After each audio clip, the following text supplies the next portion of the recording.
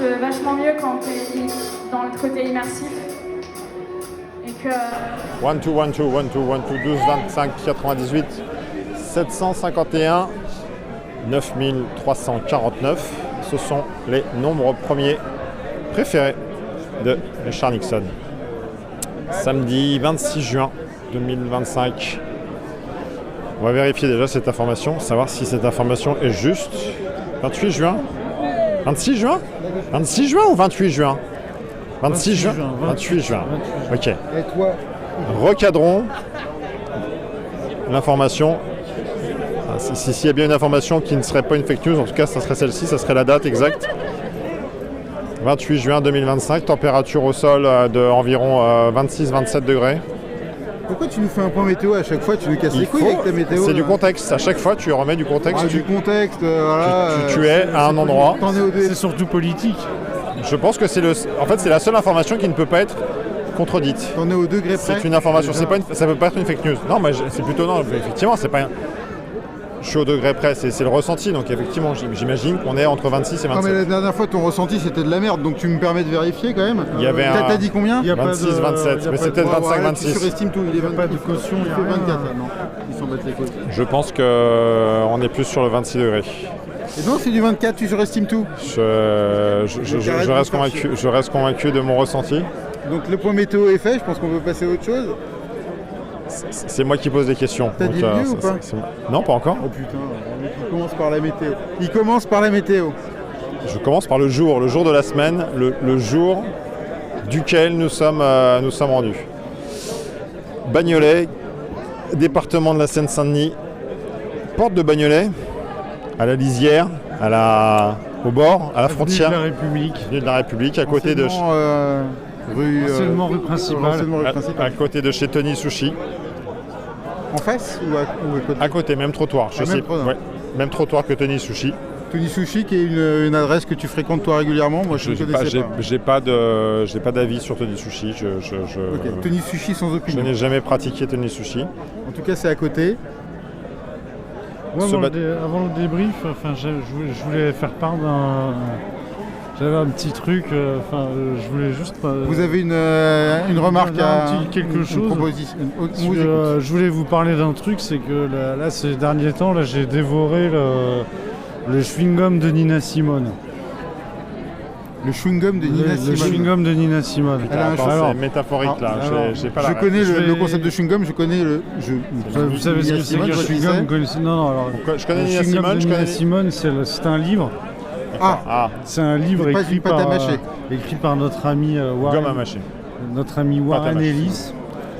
Par qui? Warren Ellis? Warren Ellis, tout simplement, violoniste des Dirty Three et compagnon de Nick Cave, notamment, et qui a écrit un livre assez marrant sur le chewing-gum de Nina Simone qu'il a récupéré à la fin d'un concert sur le piano.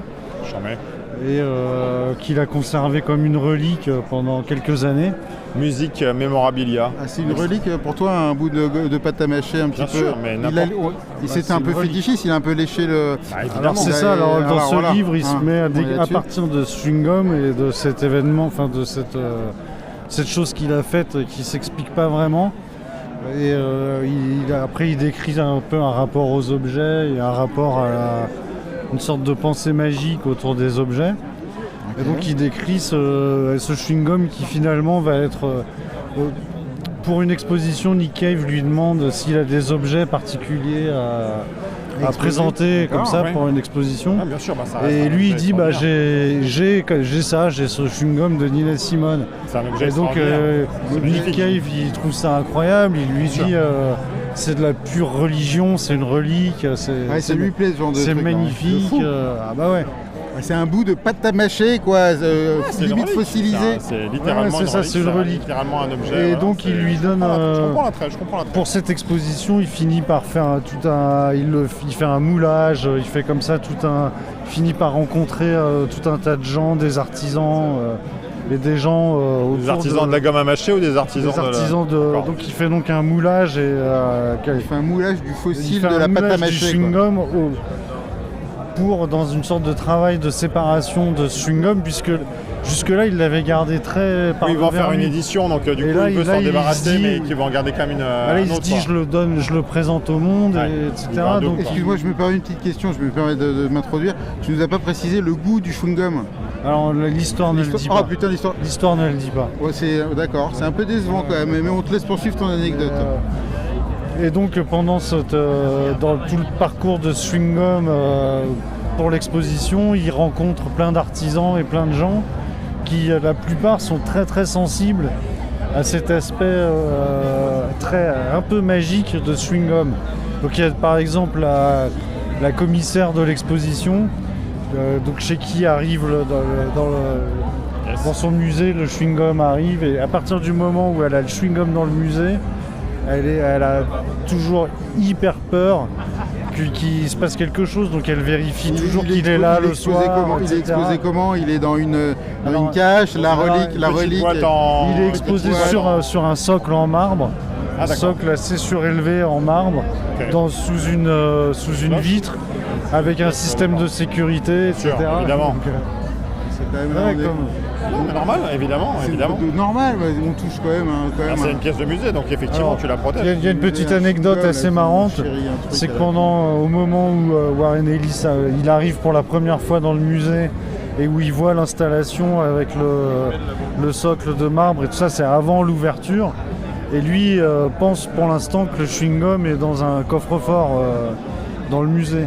Et il arrive et il voit le marbre, le socle, sans la pièce, sans la protection en verre. Il voit un chewing-gum, il le bouffe. Et il voit un chewing-gum dessus. Et là, il se met à pâlir complètement. Il se met à... Bonsoir. On est en train de fermer, il faut avancer vers la sortie. D'accord, on y va. Ça marche. Et donc là, il se met à... On y va tout de suite, par contre. Il se met à pâlir en voyant le chewing-gum, en se disant ils ont sorti le chewing-gum comme ça. Et en fait, là, Nick Cave lui dit t'inquiète pas, c'est mon chewing-gum. Et donc il y a tout d'un coup là une sorte de deuxième relique qui se crée, puisqu'ils se mettent à délirer sur le fait que le chewing-gum de Nick Cave lui-même pourrait devenir une relique au même titre que celui de Nina Simone. Voilà, donc il y a des jeux. Bon, en tout cas, c'est un livre très... en l'occurrence, voilà, c'était ça que j'ai dévoré, parce que c'était ça mon introduction.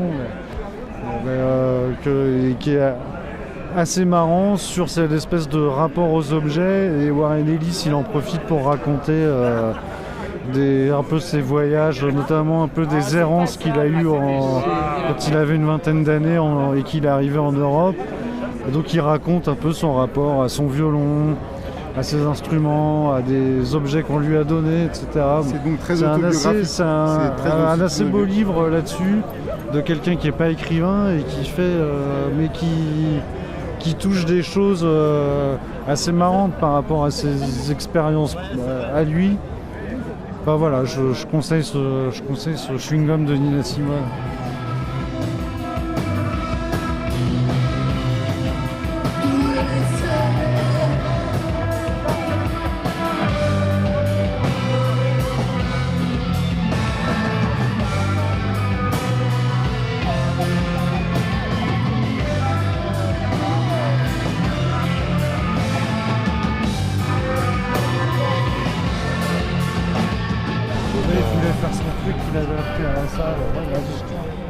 Vas-y, tu sais, je te chope, clinch et genoux, tu vois. En même temps, moi-même, c'est vous qui l'avez se faire enculer. C'était un peu violent quand même, franchement. Le mec qui aille se faire enculer, ça suffit. Franchement, ça... C'est pas parce qu'il était plus fort et que j'étais pas... Il a raté le concours de la police. Pas beaucoup plus fort. Hein. Il a pas raté. Quand tu rates le concours de la police et qu'après t'arrêtes de faire chier le monde. Non, il a même pas essayé. Hein. Il a pas fait. Il a pas tenté beaucoup de concours. Mais non, il était, je sais pas, il était un peu belliqueux. Ce genre de mec qui se pompe. Tu sais, le gars il s'est cru ailleurs et il fait le kéké. Il veut faire respecter des règles qui ne sont pas. Qu'il aille dans l'octogone, et puis là il trouvera du client. Ça sert à rien. J'ai bien vu qu'il voulait effectivement. Ah ouais, là il voulait y aller. Il était belliqueux quoi. Il était belliqueux, un individu belliqueux. Mais qu'il aille aux bons endroits pour ça. Et puis là il va bien se faire blêter la gueule.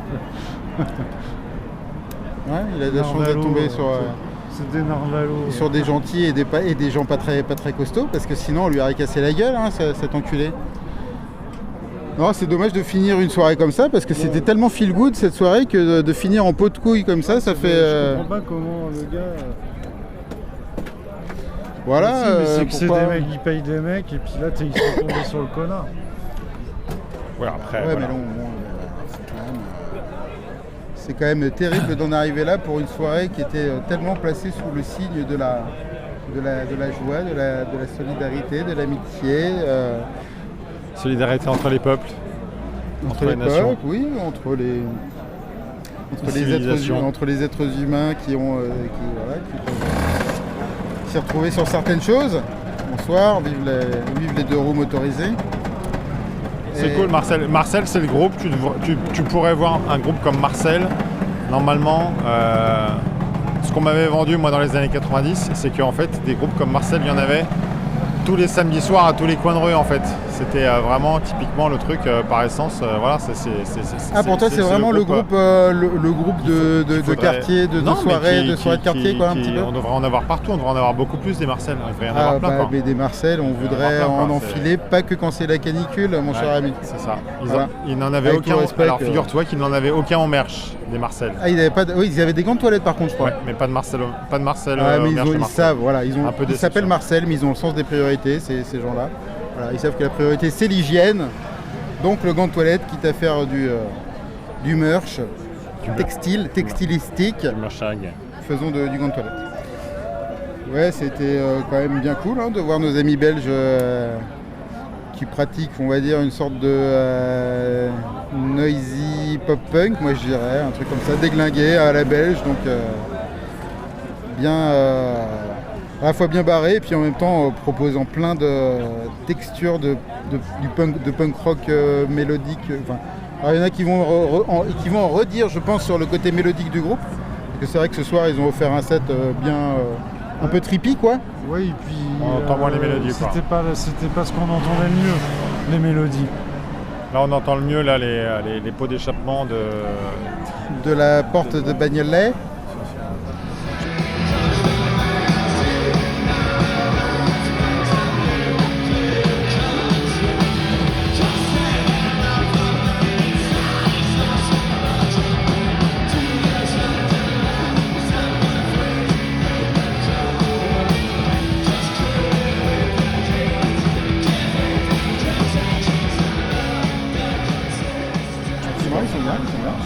Non mais là on était plutôt dans une version un peu noisy, punk noisy. L'aspect mélodique n'était pas le plus flagrant, mais bon c'était un peu l'humeur du soir je pense. Le son et l'humeur. Car nous fêtions il y a le bruit et l'odeur, un et anniversaire. puis il y a le son et l'humeur. Le son et l'humeur. 14 ans de l'association En Veux-tu En V'là, organisatrice de concerts sur Paris et périphérie.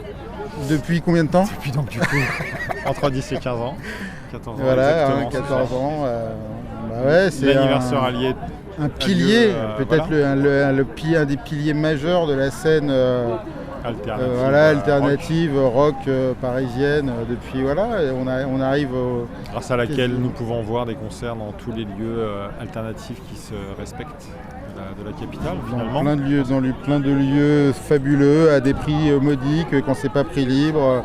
Donc une accessibilité à un son hyper cool fait par plein de groupes.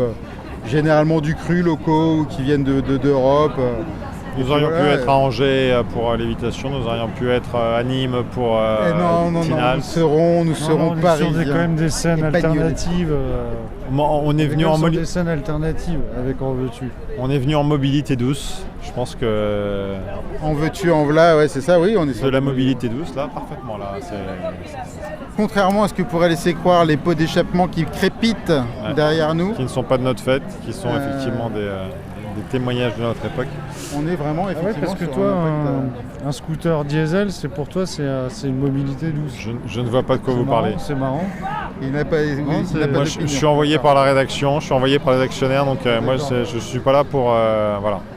Les actionnaires t'ont fait croire que c'était un scooter électrique? Ouais, c'est celui qui nous tient la touffe est un envoyé du grand capital dont les micro-mobilités douces sont des 2 roues motorisées avec du pétrole, au mieux qatari peut-être, j'en sais rien. Sans doute. Il a du mal à venir de... Mais nous n'irons pas plus loin dans les dénonciations. Il est peut-être russe. Ah, ce serait pas mal russe, oui, on prend. Russe en passant par là.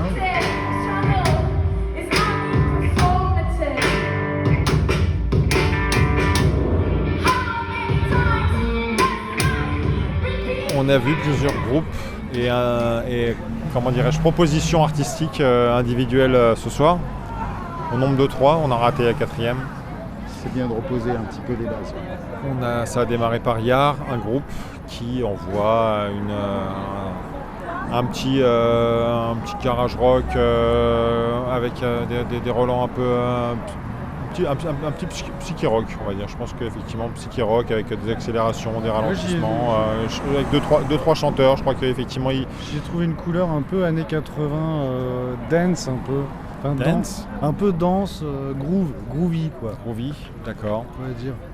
Un set tout à fait honorable. Un bon moment pour chauffer effectivement la scène extérieure du sample à Bagnolet. Ensuite, on a été invité à se rendre à l'intérieur pour voir effectivement une performance. Comment s'appelait la... C'est une artiste prénommée, ou enfin, on va dire surnommée. Alors, Blanc. On l'a refait. Alors, surnommée ou nommée? Je crois que c'est surnommé, hein, parce que quand Blanc, je crois qu'elle a dit lui-même que c'était pas son vrai nom. D'accord. Donc c'est Blanc avec 2 A. D'accord. Et tu dis, elle a dit lui-même, c'est parce que tu penses que c'est parce qu'elle a un rapport, ah merde. Oui, non, elle a dit non, au genre ou pas du tout, oui, c'est juste une erreur. C'est vraiment une erreur. D'accord. Je l'avais pas. Parce que je crois pas, je crois que c'est elle a dit elle-même. Elle a dit elle-même. Effectivement, je vous remercie de me reprendre sur mes lacunes.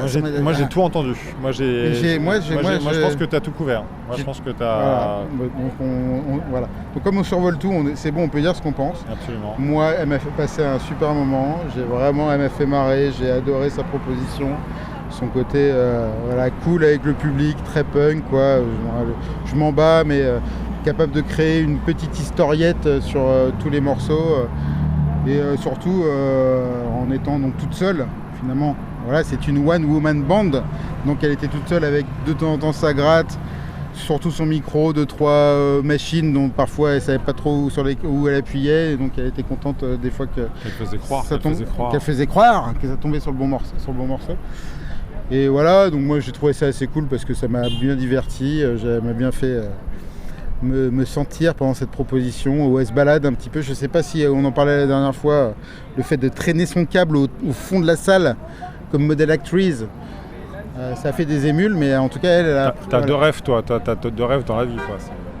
Bah non, je n'ai pas de rêve, mais en l'occurrence ça fait 2 concerts qu'on fait où les gens qui vont au bout de la scène avec leur câble. Les artistes. Les gens sont libres. Ils sont libres, mais c'est pas à tous les concerts que les artistes prennent leur micro pour aller se balader au cœur de la... Ils ont besoin de vérifier, voilà, ils ont besoin de prendre des mesures. Et là ça fait 2 en 2 fois, donc j'ai trouvé ça intéressant. Peut-être qu'il y a un pattern, peut-être que c'est une tendance, peut-être que c'est quelque chose qui est d'actualité quoi. Ouais, je sais pas, ça vous a pas trop... qu'est-ce que... Ça m'a diverti pendant 20 minutes, je pense que c'était effectivement sympathique. 20 minutes, d'accord. Il y a effectivement un gros potentiel entre les morceaux. Donc je sais pas si ça dessert la musique ou pas. Crac, un verre à claquer. Sortie de périph' un samedi soir, on ne pouvait pas l'éviter. Il y a quelques gobelets qui sautent. C'était divertissant, voilà. Pas outre mesure. Je pense qu'effectivement, il n'y a pas grand-chose, il n'y a pas beaucoup de structure pour moi, mais c'était encourageant effectivement au niveau de la participation, de la proposition scénique, de la proposition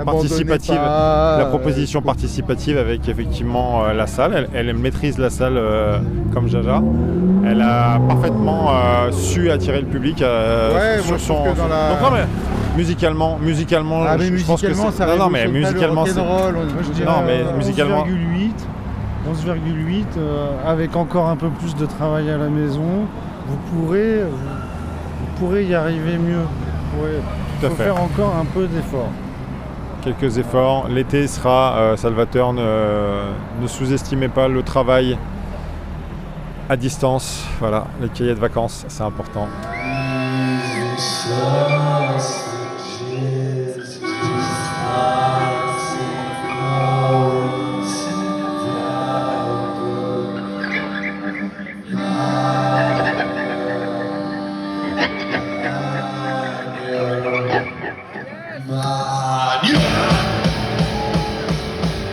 Mais aussi, 20 enfants. et nous pûmes le dire, Nous pûmes. nous pûmes, une fut en état de pouvoir le dire. Nous y fûmes. Ça c'est fini, ouais. Il y a quelques. Il y a des, ouais, c'est fini, on peut plus rentrer, On ouais. ne vous conseille pas de rentrer parce que sinon vous pouvez risquer des. Ouais, il y a des videurs un petit peu agressifs. Ouais, c'est fini, on peut plus rentrer. Désolé. Ouais, c'était fin des concerts à 23h Malheureusement. et tout le monde dehors à 23h05. Ouais. Et à 23h30, ils tirent. Ouais, c'est ça. Sans sommation, ouais. Ouais. Désolé. Voilà, les gens veulent continuer de s'amuser, de passer un bon samedi soir, de s'encadailler. Merci, merci Hidalgo. Alors attends, non, mais c'est pas Hidalgo ici. Alors, En tout cas, merci la gauche. merci la gauche. Sûrement merci la gauche. Une partie, une franche. Disent-ils en face du Novotel.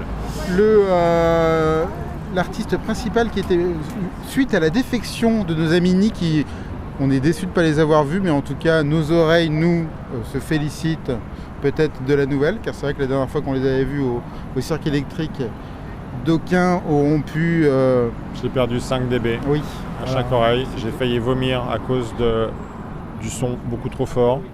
C'est la dernière expérience physique la plus totale que j'ai connue de ma vie. C'était un peu fort. C'était très fort. C'était cool, mais c'était quand même très, on va dire, si j'ose le terme, radical en termes d'intensité sonore. Ce que j'ai vu d'expérience des gens qui vont voir My Bloody Valentine lors des concerts où le son dépasse allègrement les 110, 120 et qu'ils s'affranchissent des limites légales, et ben moi c'était ce que j'ai ressenti, mais sauf que j'ai pas pu supporter, que je suis pas fait pour ça, je suis pas un cosmonaute, je suis absolument pas, je suis pas fait pour ça. Donc t'étais pas mécontent qu'ils soient pas là Pas de disclaimer, voilà, j'aurais pris mes précautions, mais je les aime d'un amour indéfectible. Ça aurait été cool pour finir une soirée comme ça quand même, ça aurait été rigolo. Fait.